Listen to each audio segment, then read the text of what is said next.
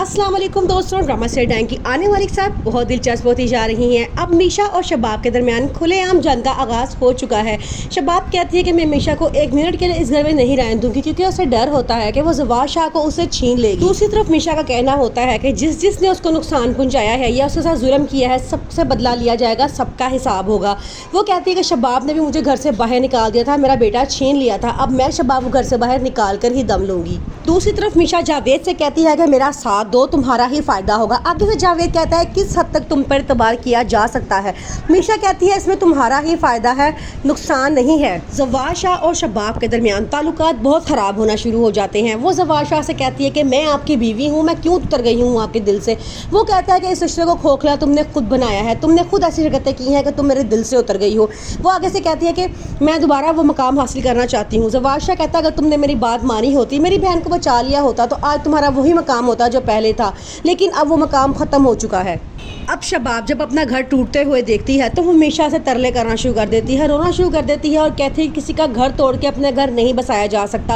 आगे से मीशा कहती है तुमने भी तो बहुत सी लोगों की ज़िंदगियां बर्बाद की हैं, उनके घर बर्बाद की हैं, तब तुम्हें ये ख्याल नहीं आया। मीशा को वो सारा वक्त याद आता है किस तरह शबाब उसे अपने घर में लेके आई थी बच्चे के लिए, और उसके बाद उसे किस तरह धक्के देकर इस घर से निकलवा दिया था ज़किया और फौजिया के साथ मिलकर, और बाद में उसको मरवाने की भी प्लानिंग की थी। अब वो कहती है कि ये आखिरी मोहरा गिराने वाला है, इसको जब तक मैं सजा नहीं दूंगी तब तक मैं चैन से नहीं बैठूंगी। शबाब मीशा को डराने के लिए कहती है कि तुम पहली लड़की नहीं हो जिस पे वो जान निसार कर रहा है, बहुत सी लड़कियां आई हैं और चली गई हैं, मेरे अलावा यहाँ कोई नहीं टिक सका, मैं तुम्हें यहाँ से निकलवा कर ही दम लूंगी। मीशा आगे से कहती है तुम तो ज़वार शाह से नहीं कह सकती कि मुझे कि मैं यहाँ से निकल जाऊँ, लेकिन मैं ज़वार शाह से कह के तुम्हें यहाँ से लाजमी निकलवा सकती हूँ। शबाब मीशा से कहती है कि मेरे घर से चली जाओ। आगे से मीशा कहती है क्यों।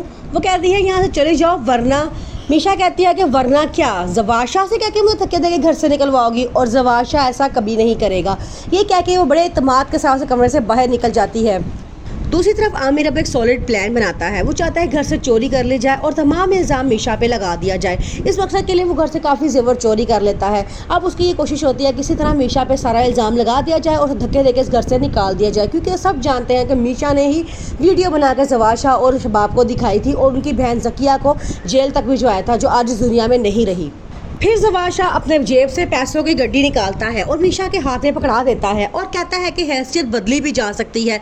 आगे से मीशा कहती है कि बहुत बड़ी बात कर दी है आपने। ज़वार शाह कहता है कि मैं अपनी बात को पूरा करके दिखाऊंगा। मीशा जाती है बर्थडे सेलिब्रेशन वाली जगह पे और वहाँ जाके हुनैन के ऊपर से वो तमाम पैसे वार के उड़ा देती है। ये बात जब शबाब देखती है तो उसके होश उड़ जाते हैं। एक काम करने वाली आया के पास इतने पैसे कहाँ से आए।